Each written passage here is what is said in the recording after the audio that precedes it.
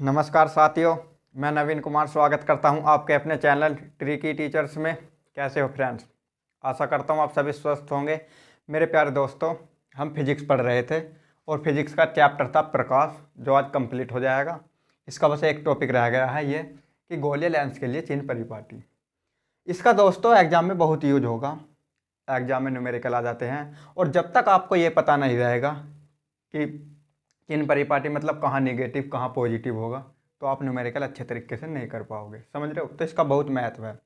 अगर आपके ये आज की क्लास मतलब जो होगी ये क्लियर नहीं है, तो पीछे का पढ़ा हुआ भी बेकार है, बिल्कुल ये मान के चलना आप। समझ रहे हो? तो आइए आज हम इसे पढ़ते हैं। देखो, गोलीय लेंस के लिए चिन्ह परिपाटी। चिन्ह परिपाटी का मतलब ये होता है दोस्तों कि कहाँ चीज़ पॉजिटिव लेनी है और कहाँ नेगेटिव। समझ रहे हो? प्लस माइनस का बहुत रोल है। अगर आप एक बात बताओ, अगर आप प्लस की जगह माइनस कर दोगे तो सवाल का उत्तर ही चेंज हो जाएगा। और वही बात दोस्तों यहाँ है। तो आइए देखें, इसे पढ़ते हैं। देखो, प्रकाश जो होगा हमेशा लेफ्ट तरफ, ये दोस्तों लेफ्ट है, ये मान के चलो ये लेफ्ट है और इधर राइट है। ठीक है, हम ये भी पढ़ चुके हैं कि हमें जो वस्तु रखी जाती है हमेशा, ये वैज्ञानिक ही नियम है, ये मान के चलो आप कि हमें हमेशा जो वस्तु रखी जाती है वो लेफ्ट तरफ रखी जाती है। किधर? वस्तु हमेशा इस तरफ रखी जाती है, लेफ्ट तरफ। जो भी वस्तु रखी जाएगी लेफ्ट तरफ रखी जाएगी। समझ रहे हो? और लेफ्ट तरफ रखने का रीजन क्या है? फिर ये जो होगा माइनस होगा। समझ रहे हो? राइट तरफ जो होगा पॉजिटिव और लेफ्ट तरफ जो होगा निगेटिव। समझ? तो वस्तु जो होगी हमेशा ही निगेटिव होगी, ये बात आपको याद रखना। यू की वैल्यू जो होगी, मैं ये बताना चाहता हूँ आपको कि यू की वैल्यू जो होगी दोस्तों हमेशा ही निगेटिव होगी। निगेटिव का रीजन ये है कि अगर दाईं तरफ कोई वस्तु रखी है तो पॉजिटिव और बाईं तरफ कोई रखी है तो निगेटिव। और बाईं तरफ वस्तु हमेशा रखी जाती है, ये हम पढ़ चुके। और ये याद भी रखना आपको कि वस्तु हमेशा ही बाईं तरफ रखी जाती है, तो वो कहाँ होगी? वस्तु होगी वो निगेटिव। समझ रहे? क्यों? क्योंकि बाईं तरफ रखी गई। तो ये बात आपको समझ में आई होगी दोस्तों। अब देखो, पहला पॉइंट इसमें ये है, देखो ये प्रतिबिंब है। अगर प्रतिबिंब ऊपर की तरफ बनेगा, समझ रहे हो, जैसे कि यहाँ समझो आप इस तरह से रहते हैं, चार एक्सिस होते हैं, 1 2 3 4 इस तरह से। तो अगर ऊपर की तरफ बना हमारा प्रतिबिंब तो पॉजिटिव रहा। ये याद रखने वाली बात है दोस्तों। यहाँ देखो, ऊपर की तरफ है तो प्रतिबिंब कैसा? पॉजिटिव। समझ रहे हो? और अगर प्रतिबिंब नीचे की तरफ बनेगा, जैसे कि इस वाले उसमें बनेगा, ये मान के चलो, या इस वाले में बनेगा, तो दोस्तों हमेशा ही निगेटिव होगा। ऊपर जो बनेगा पॉजिटिव होगा, ठीक है, और नीचे जो बनेगा निगेटिव होगा। ये बात आपको याद रखनी है। अब रही बात ये, जैसे कि ये तीर का निशान इधर को जा रहा, ये बताओ, आप ये बताओ ये किधर को जा रहा? राइट तरफ। राइट तरफ जो होगा पॉजिटिव और ये तीर का निशान इधर जा रहा, तो ये काय का होगा? निगेटिव। बताओ, रटने वाली बात नहीं दोस्तों, समझने वाली बात है कि अगर प्रतिबिंब ऊपर की तरफ बनेगा तो पॉजिटिव होगा, और प्रतिबिंब अगर नीचे की तरफ बनेगा तो निगेटिव होगा। और अगर इस तरफ को, समझ रहे हो, राइट साइड जाएंगे तो पॉजिटिव और लेफ्ट तरफ जाएंगे तो दोस्तों निगेटिव। वो हमने यहाँ दर्शाया। ये बात आपको समझ में आ गई होगी। तो दोस्तों ये पॉइंट आपका क्लियर हो गया होगा। आए बात समझ में? अब देखो फिर क्या है दोस्तों, पहले थोड़ा सा इसे और समझो। चलो पहले सूत्र समझते हैं। देखो ये सूत्र, लेंस सूत्र, हमने पीछे पढ़ा था दोस्तों दर्पण सूत्र। समझ रहे हो? दर्पण सूत्र और लेंस सूत्र में अंतर क्या है? बस ओनली इस चिन्ह का अंतर है। दर्पण सूत्र में दोस्तों यहाँ प्लस का निशान है। समझ रहे हो? कन्फ्यूज मत होना। दर्पण जो सूत्र पढ़ा था हमने, यहाँ जो था दोस्तों यहाँ था प्लस का, लेकिन लेंस में हमेशा माइनस आता है, याद रखना। अब कुछ बच्चे इसमें कन्फ्यूज हो जाते हैं दोस्तों कि ये लिख रहा है 1/v माइनस के 1/u बराबर 1/f। कुछ बच्चे ऐसे कर देते हैं 1/u माइनस के 1/v बराबर 1/f, इस तरह से कर देते हैं। उन्हें ये नहीं पता, मतलब जब पेपर कर रहे हैं आप तो आप कन्फ्यूज हो जाते हैं कि u पहले या v पहले है। तो आज मैं इस कन्फ्यूजन को भी आपका दूर कर दूंगा। देखो कैसे, आप ये बताओ ABCD पढ़ते हो, ABCD इस तरह को पढ़ते हो, A बड़ा B बड़ा, आपका जवाब होगा B बड़ा। समझ रहे हो? तो ऐसा U जो है, U पहले आता है या V पहले आता है? आप ये बताओ। U V W X Y Z ऐसे आते हैं तो U पहले आता है। समझ रहे हो? अब जब आप कभी घटाते हो 3 - 4 या 4 - 3, तो सही क्या है दोस्तों? 4 में से 3 घटाओगे, 4 में से 3 गया 1, तो मेरा कहने का मतलब ज़्यादा में से कम घटाओगे। मैं कहूँ 3 में से 4 घटा, तो आप कहोगे यू क्या हुआ? तो मेरा कहने का मतलब दोस्तों ये है बड़े में से छोटा घटाना है। तो आप बताओ u बड़ा या v बड़ा? आपका जवाब होगा जी v बड़ा।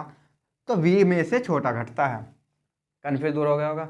अगर आप कन्फ्यूज हो जाओ, ये याद रखना कि बड़ा कौन सा है, u है या v है। जो बड़ा होता है उसमें से घटाते हैं। ये मैंने ये जो बात बताई है आपको इस तरह से बताई है कि जैसे आप कन्फ्यूज ना हो, समझ रहे हो कि बड़े में से छोटा घटाना। तो 1/v माइनस 1/u और 1/f। अब दोस्तों ये जो सूत्र है ये बहुत इंपॉर्टेंट है, समझ रहे हो, बहुत इंपॉर्टेंट सूत्र है। अब देखो ये अवतल दर्पण के लिए भी लगता है, सॉरी हाँ अवतल दर्पण उत्तल दर्पण के लिए, लेकिन ये जो है यहाँ फिलहाल ये पढ़ा रहा हूँ मैं लेंस के लिए। ये उत्तल लेंस के लिए भी लगता है और अवतल लेंस के लिए भी लगता है। लेकिन ये जो है एफ, ये फोकस जो है दोस्तों, बात ये आती है ये पॉजिटिव और निगेटिव कब होगा, समझ रहे हो, पॉजिटिव और निगेटिव कब होगा।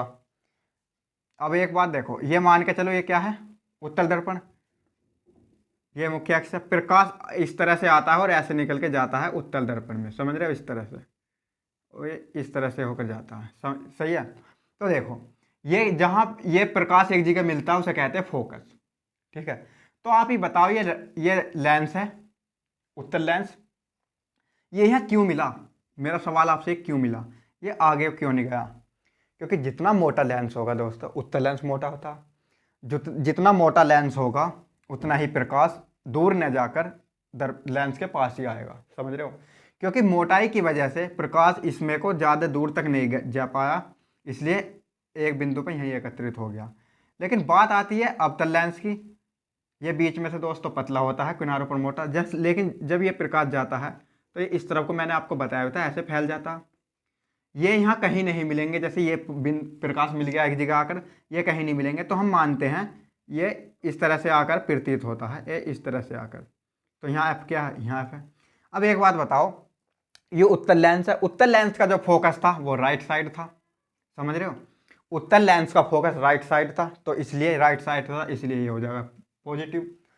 अवतल लेंस का जो फोकस है, ये जो हमने यहाँ कल्पना करी है, लेकिन क्योंकि दोस्तों ये वास्तव में इधर मिलने का नहीं है, कहीं भी प्रकाश फैल जाता है अवतल लेंस का। क्यों फैल जाता है? क्योंकि ये पतला है, पतला है तो स्पीड पे जाएगा, स्पीड पे जाएगा तो फैल लेगा। और ये मोटा है तो इसमें प्रकाश पार नहीं होने का, मतलब ज़्यादा दूर तक नहीं जाने का इसमें, इसलिए एक बिंदु पर एकत्रित हो जाएगा। और ये देखो ये लेफ्ट तरफ है, ये दोस्तों ये फोकस जो है लेफ्ट तरफ है, लेफ्ट तरफ क्या होता है माइनस। ये बात आपको समझ में आई होगी। क्या हुआ, अवतल लेंस जो होगा उसका जो फोकस होगा नेगेटिव होगा, ये बात आप याद रखना। अवतल लेंस का हमेशा ही, अवतल लेंस का फोकस जो होगा हमेशा ही निगेटिव होगा। क्यों होगा? क्योंकि दोस्तों इधर किरण नहीं मिलेगी तो हमारा फोकस भी नहीं मिलेगा। ये हमने कल्पना करी इस तरफ, जब जो कि लेफ्ट तरफ है, तो लेफ्ट तरफ क्या होता है, निगेटिव होता है, ये हम पढ़ चुके हैं। इधर क्या होगा, लेफ्ट, इधर लेफ्ट है, इधर राइट है, और राइट पॉजिटिव लेफ्ट नेगेटिव, ये हम पढ़ चुके हैं। और ये क्या है, ये राइट साइड है, राइट साइड में पॉजिटिव होता है। तो हमेशा याद रखना उत्तल लेंस का फोकस जो होगा पॉजिटिव होगा, जो ये रहा। ये बात आपको समझ में आई होगी। तो सूत्र ये लगेगा। अब आपको सवाल दिया रहेगा v की वैल्यू या u की वैल्यू, f की बताओ, या इन दोनों की वैल्यू v की बताओ। और रही बात है दोस्तों u की, u हमेशा ही निगेटिव होगा, ये बात आपको याद रखनी है। क्यों? क्योंकि दोस्तों वस्तु हमेशा लेफ्ट तरफ रखी जाती है, और लेफ्ट तरफ रखी होने की वजह से हमेशा वैल्यू निगेटिव ली जाती है। तो इस तरह से आप सूत्र लगाना, सवाल करके देखना, ना हो तो कमेंट बॉक्स में बताना। अब देखो अगला पॉइंट है आवर्धन, मैग्निफिकेशन, इंग्लिश में कहते हैं मैग्निफिकेशन, आवर्धन। इसे m से दिखाते हैं, क्यों? क्योंकि इसे इंग्लिश में दोस्तों मैग्निफिकेशन कहते हैं, इसलिए m से दिखाते हैं।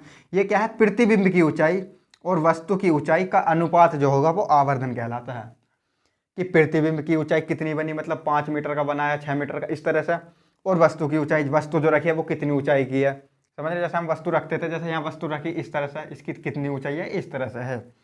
प्रतिबिंब की ऊंचाई और वस्तु की ऊंचाई के अनुपात आवर्धन कहलाता है। और दूसरा क्या कह सकते हैं इसे, प्रतिबिंब की दूरी या वस्तु की दूरी के अनुपात को आवर्धन कहते हैं।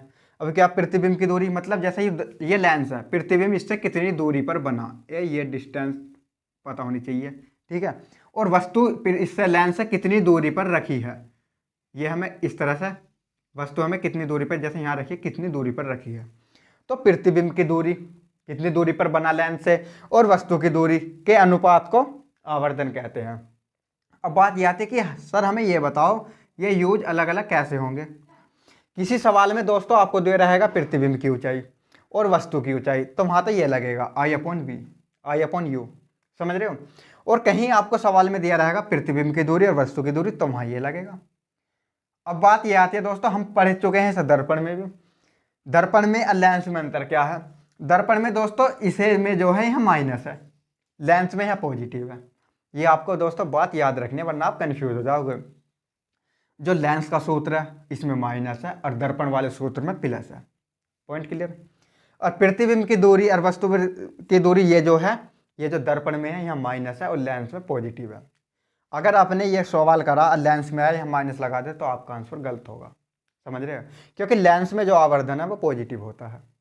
ये बात आप याद रखना। अब अगला पॉइंट है दोस्तों कि लेंस की क्षमता। लेंस की क्षमता क्या होती है। देखो, लेंस की क्षमता को P से दिखाते हैं, क्षमता मतलब पावर। P बराबर 1/F, अगर मीटर में होगा तो 1/F मीटर, और इसका क्षमता का जो मात्रक है डायोप्टर है। क्षमता का मात्रक क्या है दोस्तों, डायोप्टर। तो P बराबर 1/F ये मीटर में है और डायोप्टर, ठीक है। और अगर मीटर में ना होके सेंटीमीटर में होगा तो P बराबर 100/F ये सेंटीमीटर में हो गया डायोप्टर, क्योंकि एक मीटर में दोस्तों 100 सेंटीमीटर होते हैं, समझ रहे हो। ये मीटर में है और ये सेंटीमीटर में है, तो ये दोनों हैं एक ही फॉर्मूले दोस्तों, लेकिन ये क्या है, ये मीटर में है और ये सेंटीमीटर में है। अब पावर जो होती है फोकस के व्युत्क्रमानुपाती होती है, समझ रहे हो। अगर फोकस की वैल्यू बढ़ेगी तो पावर घटेगा, क्षमता घटेगी। अगर फोकस की वैल्यू कम होगी तो पावर की वैल्यू अधिक होगी। व्युत्क्रमानुपाती का मतलब होता है अगर ये वैल्यू बढ़ेगी तो ये घटेगी और ये घटेगी तो ये बढ़ेगी। ये व्युत्क्रमानुपाती होते हैं, समझ रहे हो। जिसका फोकस अधिक होगा उसकी पावर क्षमता कम होगी, समझ रहे हो। जैसे अभी हमने पढ़ा था, ये उत्तल लेंस था हमारा, प्रकाश इस तरह से आके इस तरह से जा रहा था, समझ रहे हो, ये इस तरह से। तो इसका फोकस जो दूरी है वो बहुत कम है, समझ रहे हो, फोकस दूरी कम है क्योंकि ये लेंस के पास ही है। और ये जो होता है दोस्तों अवतल में, इस तरह से ये मुख्य अक्ष है, इस तरह से प्रकाश इस तरफ को फैल जाता है, ये समझ रहे हो। तो इसका फोकस जो बिंदुओं का अधिक दूर होगा, समझ रहे हो। तो ये क्या है, ये फोकस दूरी, इसकी फोकस दूरी कम है। कम का मतलब इसकी क्षमता फिर क्या होगा, इसकी क्षमता अधिक होगी। कम और अधिक, क्योंकि अगर ये कम है तो ये अधिक होगी। अगर फोकस दूरी या फोकस तक कम जो होगा तो दोस्तों उसकी क्षमता अधिक होगी, अगर ये अधिक होगा तो ये कम होगा। उत्तल लेंस जो है ये हमारा, ये दोस्तों इसका फोकस कम है, समझ रहे हो, फोकस दूरी कम है, तो इसका जो होगा पावर क्षमता अधिक होगी, और इसकी ज़्यादा है तो इसकी कम होगी। ये बात याद रखना। तो दोस्तों आपको जो मेन पॉइंट है ये समझ में आ गए होंगे। एक बार वीडियो दोबारा देख लेंगे, समझ में नहीं आए हों। सूत्र में कन्फ्यूज नहीं होना, दर्पण के अलग हैं और लेंस के अलग हैं। जब आप न्यूमेरिकल करके देखोगे तब आपको पता चलेगा। और देखो, यू आपको हमेशा नेगेटिव लेना है। एफ पॉजिटिव और निगेटिव कब होगा, उत्तल में होगा पॉजिटिव और अवतल में होगा नेगेटिव। ये कुछ पॉइंट दोस्तों आपको याद रखने हैं, तभी अच्छे तरीके से कर पाओगे। और ऊपर जो प्रतिबिंब बनेगा पॉजिटिव, नीचे जो बनेगा निगेटिव। इधर मतलब राइट तरफ पॉजिटिव, लेफ्ट तरफ निगेटिव। तो ये बात आपको पता होनी चाहिए। इसके न्यूमेरिकल करना ना हो तो कमेंट बॉक्स में बताना।